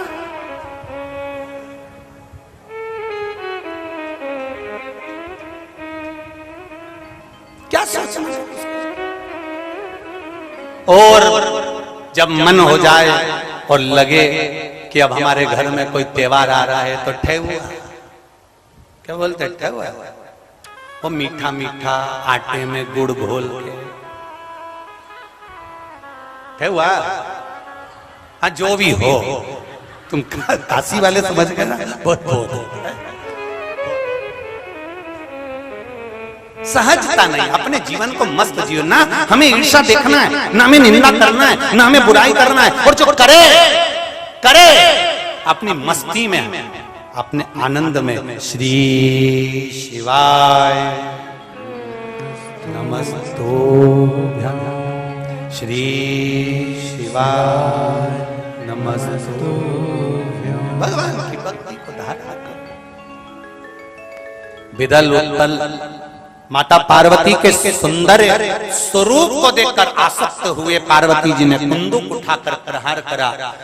और कुंदुक उठाकर जब प्रहार करा तो वो विदल उत्पल का अंत तो हो गया, पर कुंदुक मेरे बाबा देवाधिदेव महादेव के चरणों में जाकर गिर गया। शिव जी का नाम कुंदकेश्वर पड़ा। क्या नाम पड़ा? कुंदकेश्वर। पहले भी कथा में कहा, आज फिर कह रहे हैं, जब बहुत भारी रोग शरीर में हो जाए, डॉक्टर दवाई दे, वो दवाई अगर नहीं लग रही हो तो डॉक्टर की ही दवाई खाओ और कुंदकेश्वर महादेव का नाम लेकर खाना चालू करो, दवाई असर करना प्रारंभ कर देगी। निश्चित ऐसा नहीं है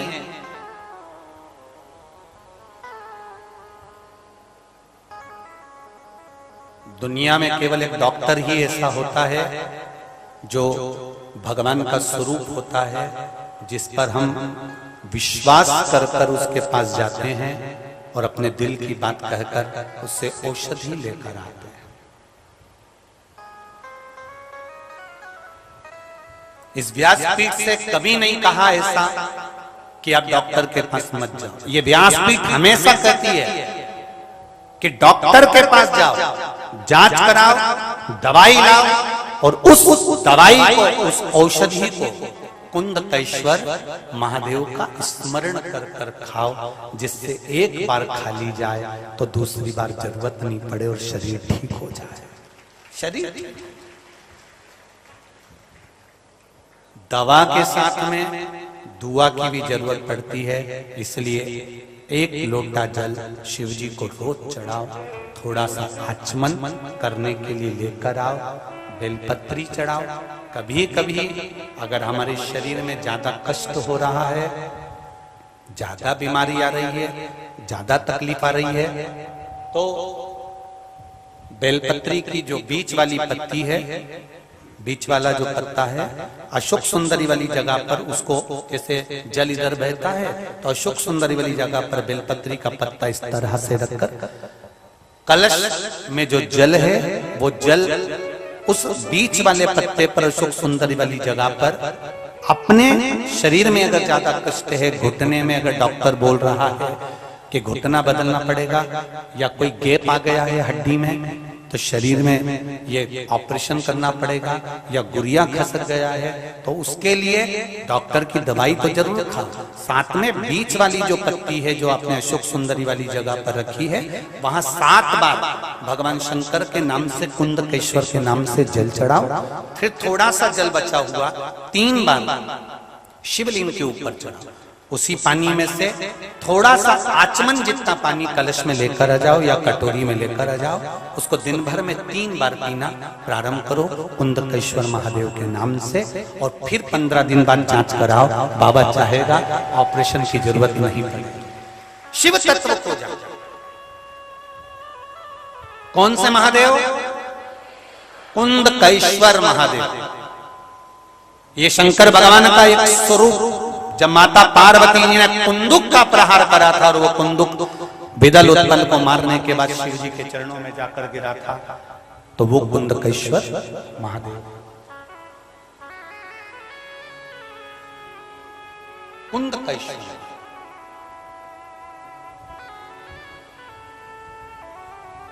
कभी मौका मिले, आप एक दूसरे के संपर्क में जब आए, एक दूसरे से जब मिलना होता है, तो एक बार मुख से दिन भर में प्रयास करा करो, 1 बार 2 बार आपके मुख से श्री शिवाय नमस्तुभ्यं निकल जाए, इतना प्रयास जरूर करना। मंदिर विश्वनाथ के दर्शन कर रहे हो, बहुत सारे लोग दर्शन कर रहे हैं, एक बार जमकर चिल्लाकर बोली देना कि श्री शिवाय नमस्तुभ्यं।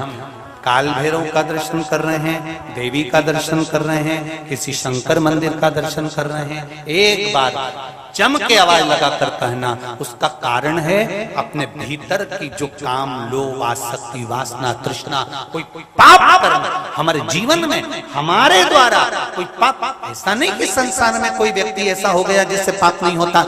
श्रीमद् भागवत कहती है 4 स्थान पर हर व्यक्ति से पाप होता है। पहला, झाड़ू लगाते समय छोटे छोटे जीव मर जाते हैं, पाप हो जाता है।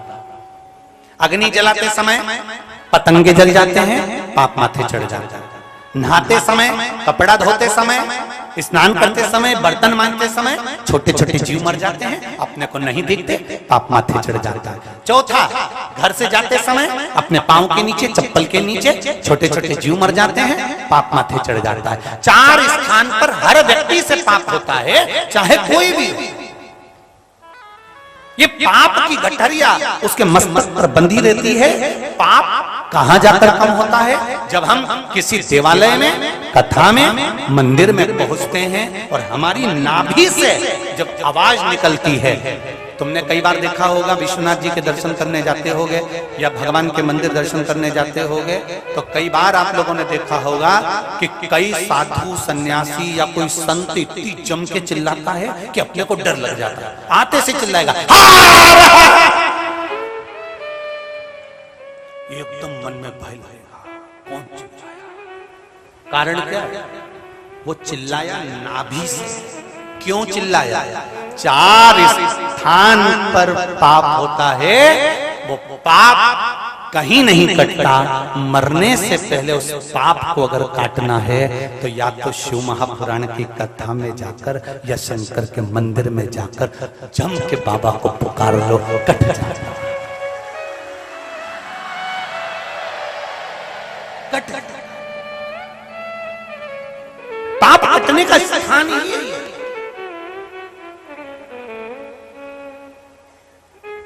हाँ, कोई कोई लोग अगर हो सकता है कि कोई चीज को पाने के लिए, जैसे एक महाराज जी कथा करने गए तो कथा में जाकर उन्होंने गांव के लोगों से कहा हमको यहाँ कथा करना है साहब, हमको यहाँ कथा करना है। तो क्या हमारे यहाँ कोई कथा मता नहीं सुनता, नहीं साहब मेरे को तो कथा करना है, आप तो कथा करवा। तो उन्होंने कहा ठीक है। सरपंच साहब ने कहा ठीक है मैं कथा करवा देता हूँ। तो अब बिछाने के लिए कुछ नहीं, सरपंच साहब ने अपना कोई वस्त्र था नीचे बिछा दिया, बिछाया और गाँव के लोग कथा सुनने के लिए आ गए। थोड़ी देर बाद गाँव के लोगों का मन कथा में लगा नहीं, सब उठ के चले गए। पंडित जी ने आंख खोल कर देखा तो कोई नहीं था, सब 50 लोग बैठे थे, सब चले गए, अकेला सरपंच बैठे हुए।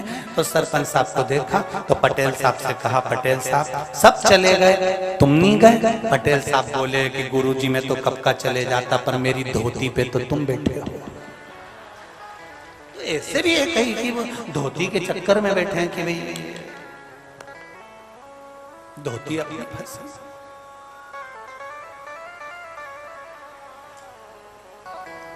शिव के द्वार पर जाना, शिव महापुराण में जाना, एक बार दिल से नाभि से कहना श्री शिवाय हर हर नमः शिवाय। दिल से कह दो उसका नाम का उच्चारण, उसके दिल से, ये नाभि कोष से निकलना चाहिए।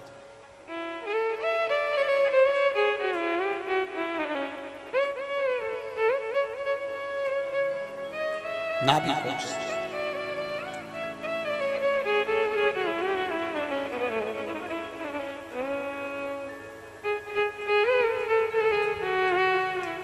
महाराज कथा कर रही है, आगे वर्णन आया।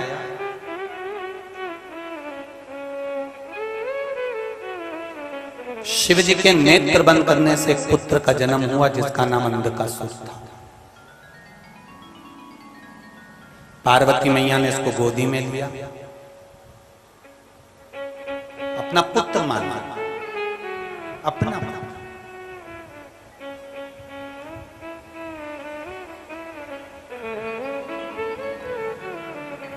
शिव जी ने मना करा इसको तो समुद्र में फेंक दे। पार्वती मैया फेंकना नहीं चाहती क्योंकि मेरा पुत्र है, मेरा बेटा है।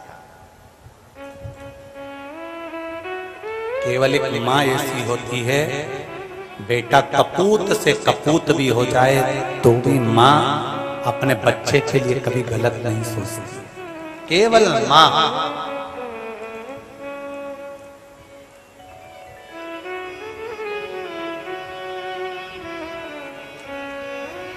केवल एक माँ, उसके सिवा कोई नहीं।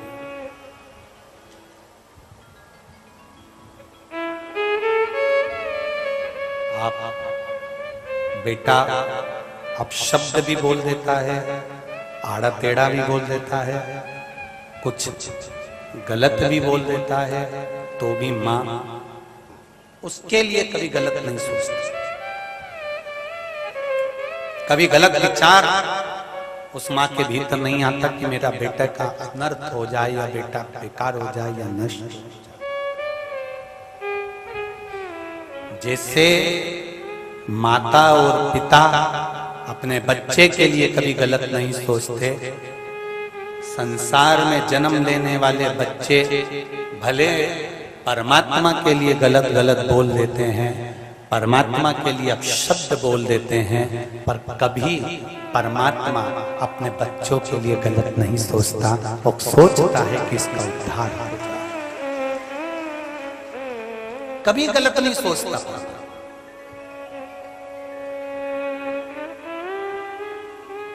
मेरा भगवान कभी किसी के लिए गलत विचार नहीं रखता। कई लोग कहते हैं, कई संसार में ऐसे भक्त भी हैं, भगवान के उपासक भी हैं, जिनको भोगना भी पड़ता है। तो लोग कहते हैं बताओ इतना इतने भगवान के उपासक, भगवान का इतना भजन करने वाला, भगवान का इतना मंत्र जाप करने वाला, भगवान का इतना स्मरण करने वाला, भगवान की भक्ति में डूबने वाला, और इतना कष्ट।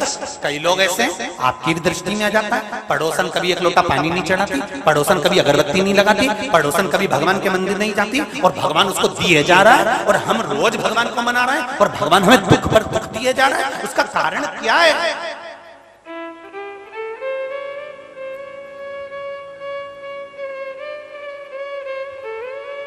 कारण क्या है? थोड़ा सा कष्ट आएगा, आप हारना मत। ये कष्ट आया है, भगवान अपनी ओर तुम्हें बुलाना चाहता। अरे हमारे यहाँ मध्य प्रदेश में वो ऐसा, इसमें बहुत सारा सामान भर लेते हैं और फटकते हैं, उसको कहते हैं सूपड़ा। तुम्हारे यहाँ क्या कहते हैं? सूप ना? हाँ, तो वो सूपड़ा जो होता है, सूप जो होता है, उसको फटका जाता है। फटकने से कचरा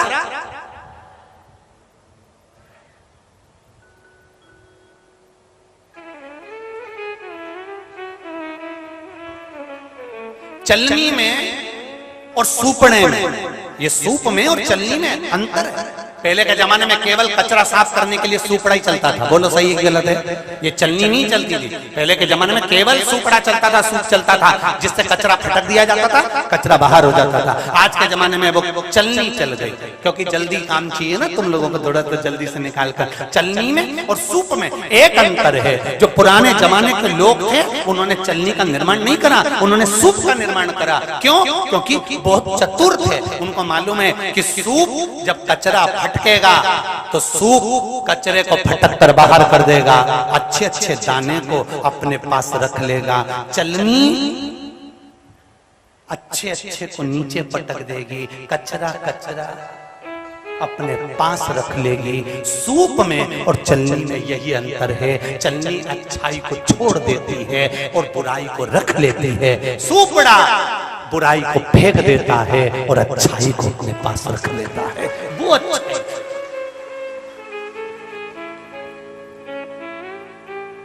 जैसे फटका लगाया जाता है और कचरा बाहर हो जाता है। अगर जिंदगी में थोड़ा सा दुख आए, तकलीफ आए, कष्ट आए, चिंता मत करना, विश्वनाथ जी को जाके धन्यवाद देना कि तूने फटका लगाया है, कचरा साफ कर रहा है। मैं समझ गई। तो थोड़ा कचरा साफ, थोड़ा दुख आया है ना, कचरा साफ करने के लिए। कोई अपशब्द बोल रहा है, कोई ताने दे रहा है, कोई गाली दे रहा है, कोई आपके उंगली उठा रहा है, कोई बार बार आपकी निंदा कर रहा है, बार बार ताने दे रहा है, बार बार गलत गलत बोलने को तैयार बैठा हुआ है। समझ लेना कि महादेव ने इस सूपड़े को तुम्हारे पास भेजा है तुम्हारे को फटकने के लिए। ये जब जब बोलेगा तेरे लिए आड़ा टेढ़ी बोलेगा, ये जब जब बोलेगा तेरे लिए गलत ही बोलेगा। समझ जाना कि सूपड़ा परमात्मा ने तेरे लिए भेज दिया है, जिससे ये फटकी लगा लगा के तुझे एकदम क्लीन कर देगा, साफ कर देगा, तेरा जीवन निर्मल कर देगा। पहचानो इन सूपड़ों को, पहचानो।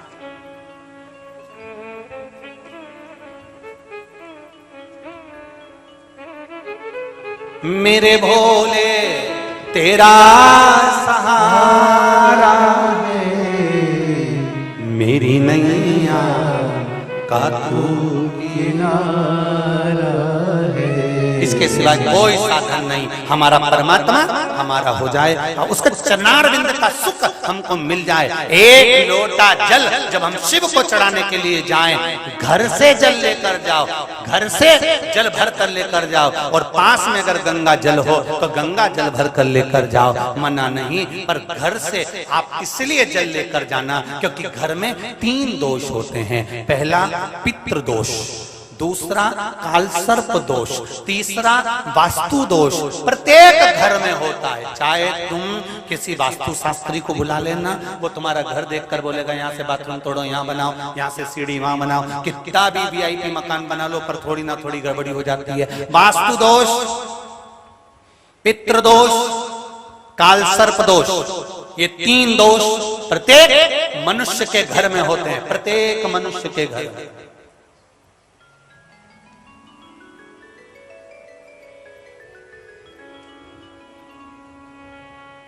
प्रत्येक मनुष्य के घर में ये 3 दोष हैं।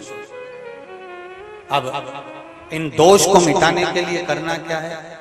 इन दोष को मिटाने के लिए अपने घर से जल भर कर लेकर जाना है, क्योंकि घर में जो मटका होता है, हंडा होता है, वो पितरों का स्थान होता है। रसोई घर से जब जल लेकर जाते हैं तो वास्तु दोष समाप्त होता है। हंडे में से पानी भर कर लेकर जाते हैं तो पितृ दोष समाप्त होता है। और घर के दरवाजे से लेकर जाते हैं तो काल सर्प दोष समाप्त होता है। और शिव को चढ़ाने से हमें आनंद की अनुभूति। कई लोग हमसे कहते हैं 1 लोटा जल चढ़ाने से सारे दुख मिट जाते हैं। इतने सारे ये पत्र ढेर लगे हैं, क्या इतने? बस 1 लोटा जल चढ़ाने से दुख क्यों मिटता है? क्योंकि 3 दोष तो केवल लोटा ले जाने से ही मिट जाता है। एक माता ने लिखा है कि कुष्ठ रोग तक मिट गया। देखिए पत्र देखिए,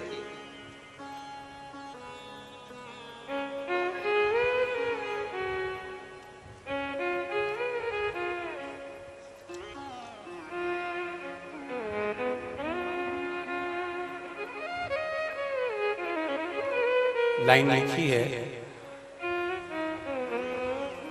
तेरा ही दिया मैंने खाया किया है, तेरा शुक्रिया है, तेरा शुक्रिया है। नाम हर्ष साहू, जेतपुरा बड़ी बाजार वाराणसी से हूँ। गुरुजी क्या वर्णन करूं?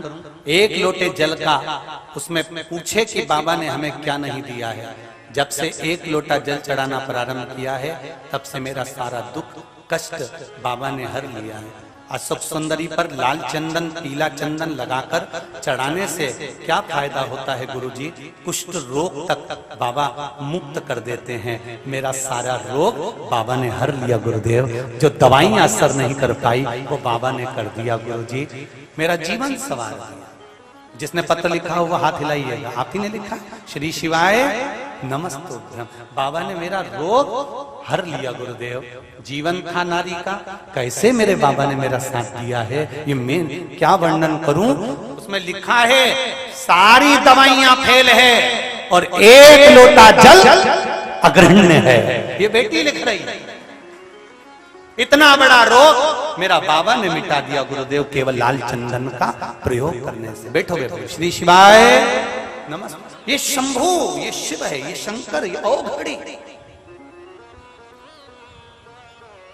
आप दिल से उसको रिझा लीजिए, दिल से, बस दिल से कहो कि मैं शिव का हूं और शिव मेरे हैं। बचना केवल दुनिया के लोग जब निंदा करें तो पलट कर एक जवाब जरूर दे देना कि अपने माता पिता का स्मरण जरूर करिएगा कि आप किसकी संतान है। गलत ना तो बोलो और गलत ना सुनो। केवल कभी जिंदगी में ना शिव पुराण की निंदा, ना शंकर की निंदा, ना शिव का। केवल ब्रह्मा जी के मुख से, देवर्षि नारद के मुख से नारद जी ने केवल भगवान विष्णु से इतना सा कहा था। क्या कहा था भगवान विष्णु से कि हे नारायण, जिस कामदेव को शंकर भगवान नहीं जीत पाए उसको देवर्षि नारद ने जीता है। ये देवर्षि नारद ने भगवान विष्णु से कह दिया था। तो भगवान विष्णु के बैकुंठ में अश्रु गिर गए थे। बैकुंठ में भगवान विष्णु के अश्रु गिर रहे थे। पूछा क्यों? लक्ष्मी जी पूछ रही, नारायण आप रो रहे हो, आप रो रहे हो। भगवान विष्णु ने कहा, लक्ष्मी ये देव ऋषि नारद ने तो निंदा कर दी और मैंने सुन ली, उसका दोष मुझे लग गया। निंदा कोई कर रहा है शंकर की, शिव की, शिव पुराण की, तो उसको या तो रोक दो, नहीं रुके तो वहां से फिर डिलीट हो जाओ। अपने को बोलना ही नहीं, उसको शब्द ही नहीं कहना। निंदा कर दी लक्ष्मी, इस नारद ने निंदा कर दी, तो उससे होगा क्या? निंदा से कुछ होता है क्या? भगवान विष्णु ने कहा, लक्ष्मी तू यही तो नहीं जानती, देव ऋषि नारद ने शंकर जी की निंदा करी है, तो देव ऋषि नारद ने जिस मुख से निंदा करी है इसको बंदर का मुंह लगेगा, और मैंने जिस मुख से सुनी है मुझे घोड़े का मुंह लगेगा, मुझे घोड़े का मुंह लगेगा। लक्ष्मी जी ने कहा, घोड़े का मुंह? हाँ, क्योंकि मैंने निंदा सुनी है। अगर निंदा सुनी है तो एक बार मुझे पशु का मुख लगना ही पड़ेगा, और भगवान विष्णु का हयग्रीव अवतार हुआ, घोड़े का मुंह लगा, केवल निंदा सुनने के कारण, केवल निंदा। कोई आड़ा टेढ़ा बोले आप उसको पलट कर जवाब दो, कोई अपशब्द बोले एक बार तड़क कर जवाब दे दो, जोरदार जवाब दो, भले कोई बोले, और अगर नहीं बोलते मने तो वहां से हट जा। निंदा सुनना नहीं, निंदा करना नहीं, और हम निंदा सुनने के लिए पैदा नहीं हुए। हमारा मनुष्य की योनि निंदा सुनने के लिए नहीं मिली है, ये मनुष्य की योनि 83,99,999 योनि काटने के बाद ये मनुष्य की देह मिली है, केवल शिव का नाम जाप करने के लिए। श्री शिवाय नमस्तुभ्यम बोलो, बड़ी मुश्किल से मिली, कैसे गंवा दें इसको, कैसे उलझनों में उलझ जाए इसको। भजा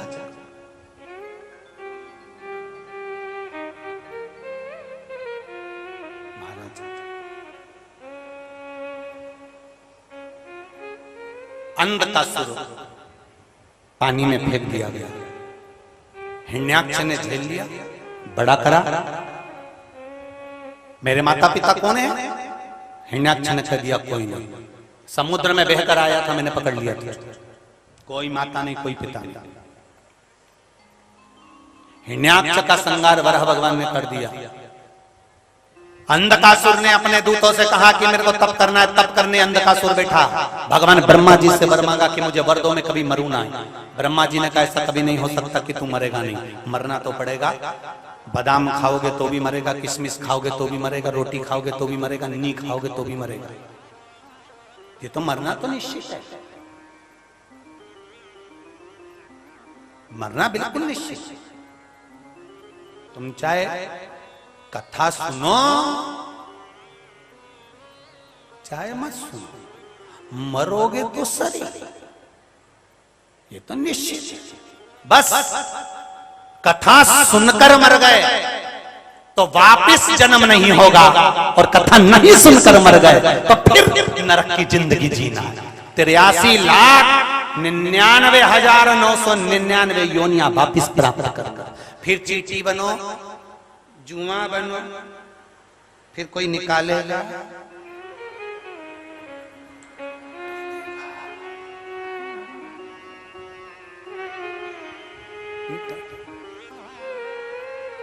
ये योनि आप प्राप्त